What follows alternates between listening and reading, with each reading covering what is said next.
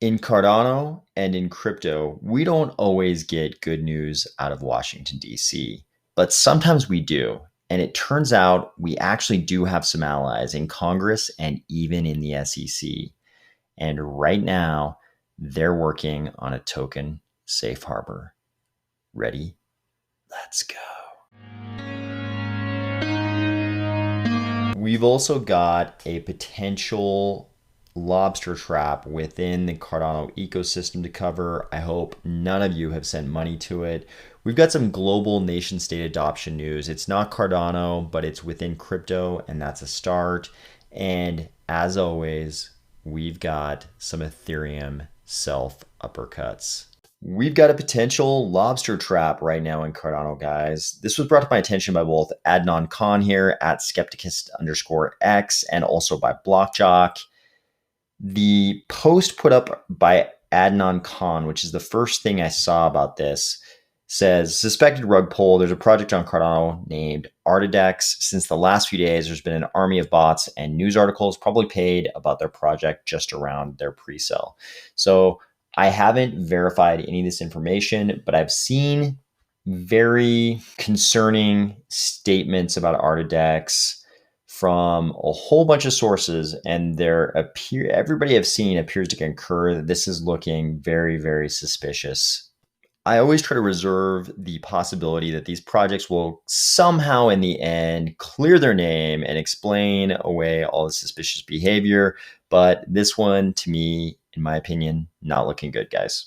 On the plus side of the ledger, it looks like Brazil is trying to follow El Salvador's example and make Bitcoin legal tender in the country.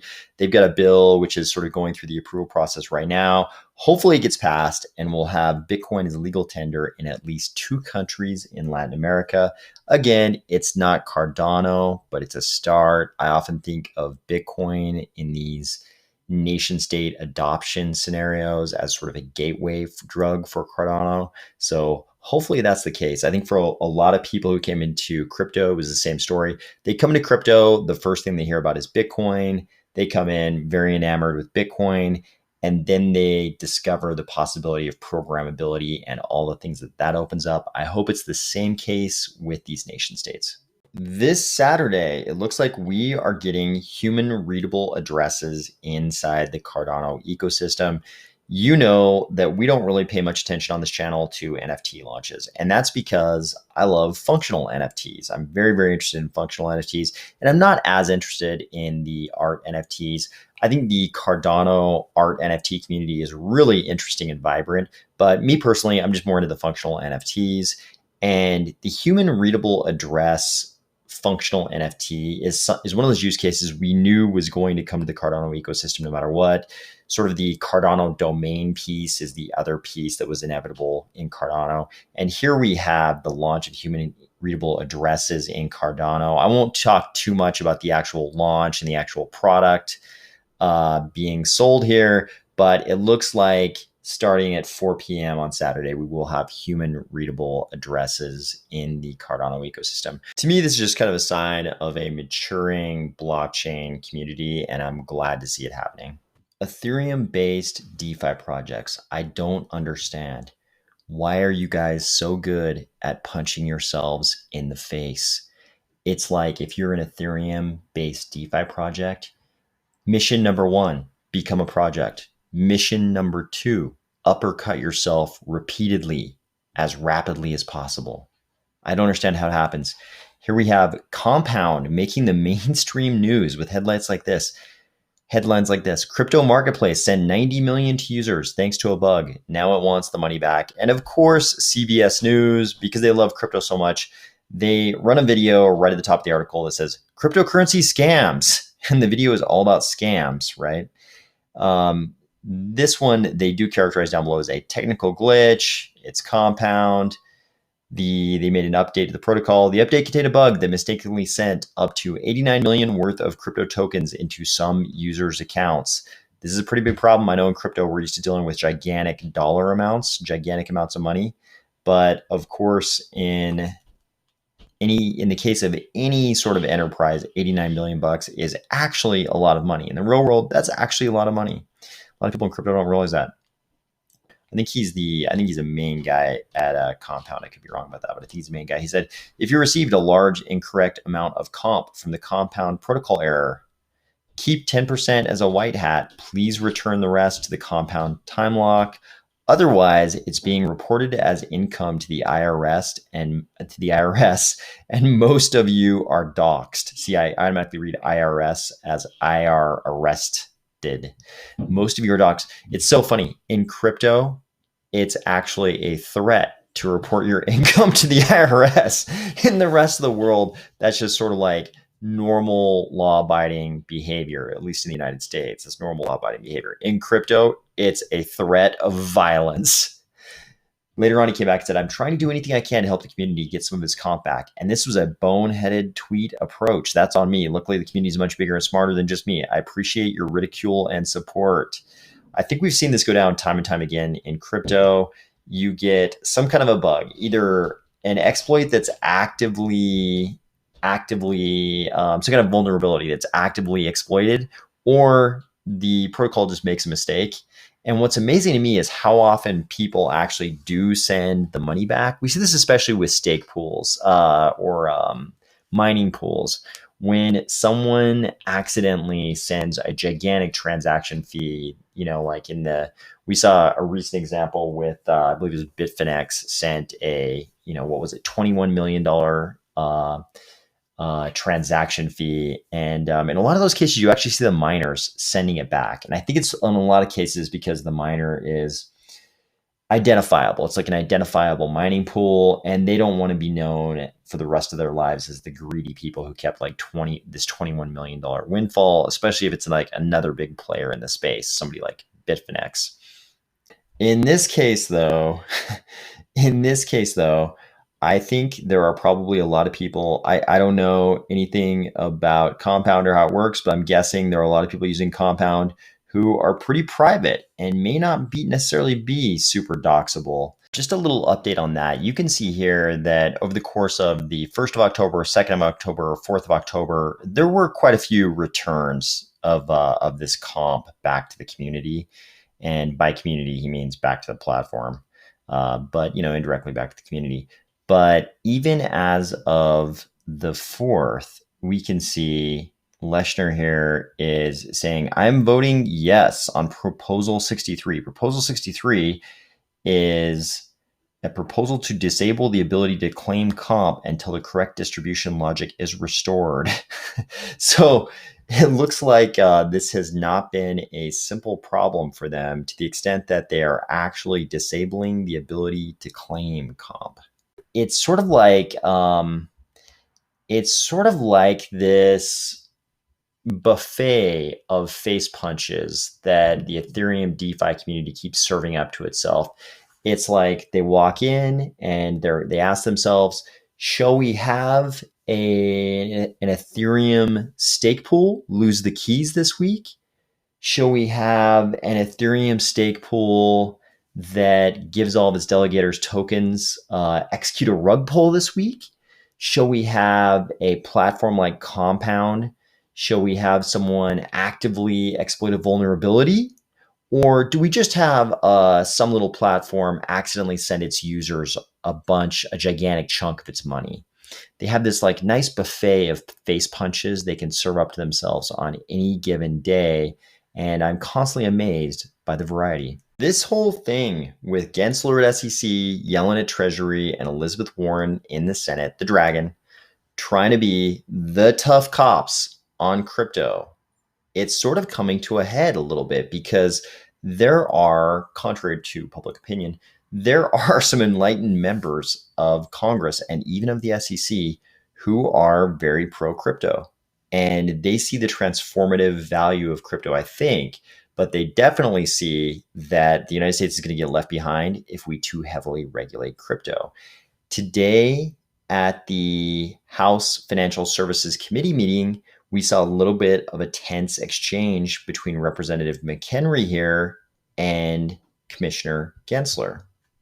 Gensler had testified before the same committee, and it's a little bit unclear. It looks like the congressman there thought it was 2018, and Gensler tried to correct him, saying he thought it was 2019.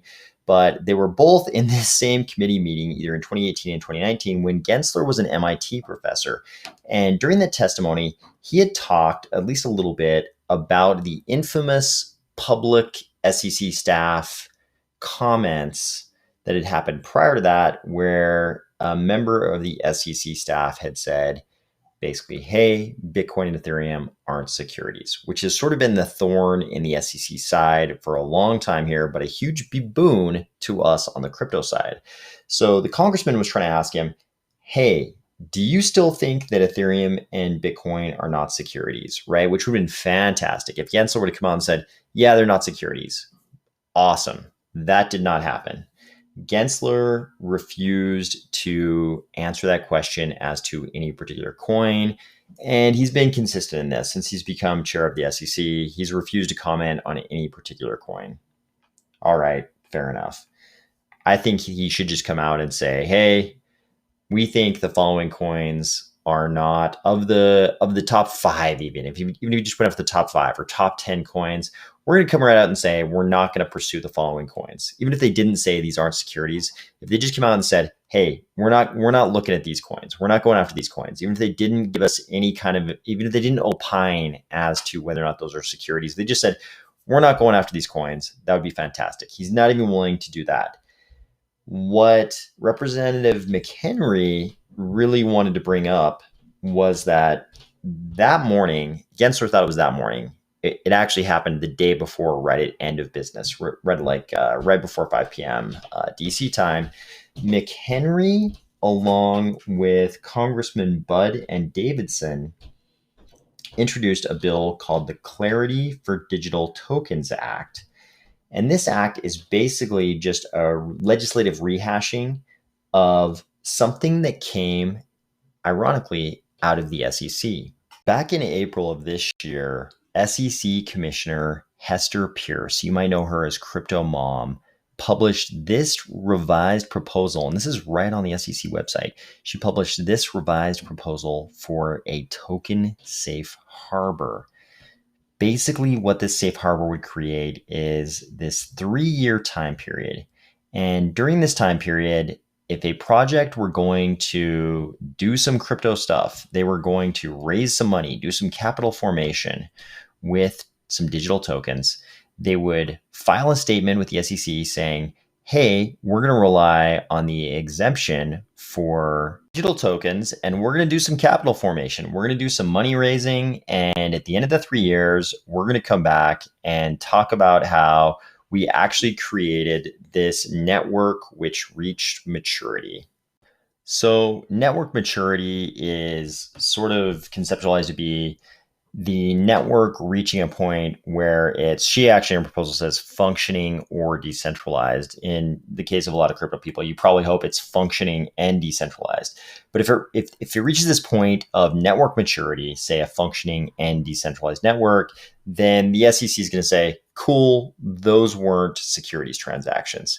But at the end of 3 years, if it hasn't reached this network maturity threshold, then they're going to say, okay, those were actually securities transactions, and we're going to need you to register all of the sales or otherwise fall back into the normal SEC securities framework. Of course, this is a regulatory framework, so there's a bunch of requirements. I won't bore you with all of them, but the big one to know about is the big disclosure piece. Of course, the securities law, so there's a ton of disclosure.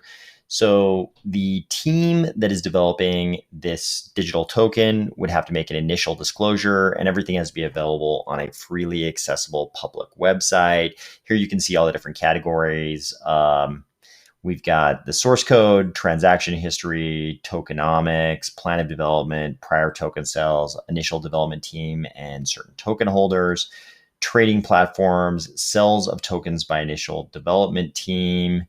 Looks like that's filed every time a member of the initial development team sells 5% of his or her tokens, related party person transactions, warning to token purchasers, letting you know there's a high degree of risk and potential loss of money, semi-annual disclosures. This is exactly what you'd expect from a very reasonable sort of sandbox environment for capital formation, which is money raising in crypto.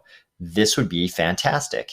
Apparently, Congressman McHenry, Budd, and Davidson thought the same thing, and they created this bill to codify that regulatory proposal into law. This bill is called the Clarity for Digital Tokens Act of 2021. And I haven't got through every line of this, but McHenry says it's basically based on Hester Pierce's proposal. And when I look through it, looks like we have the same 3-year time period. The initial development team has to comply with similar looking disclosure requirements and an exit filing at the end of the 3 years, same kinds of categories of disclosures. This is all great. So, of course, McHenry, in the course of his discussion with Gensler, says, hey, we introduced this bill, and it's based on Hester Pierce's safe harbor proposal. To Gary Gensler, he asks, have you reviewed Hester Pierce's proposal? Which is kind of a foregone conclusion. It's published on the SEC website. Of course, Gensler has read it, but Gensler won't even agree to answer the question about whether or not he's reviewed that proposal.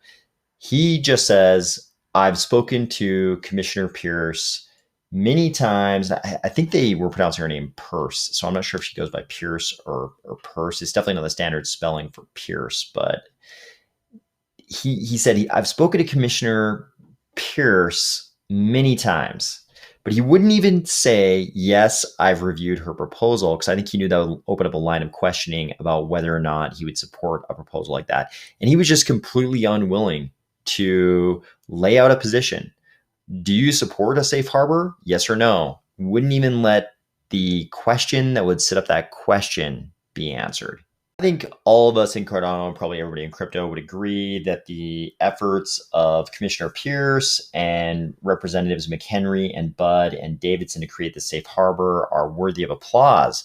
But it looks like they have a pretty tough uphill battle when you've got the Commissioner of the SEC who won't even agree to answer a question about whether or not he's reviewed a proposal which has been on his own website since April, and let alone come out with a position.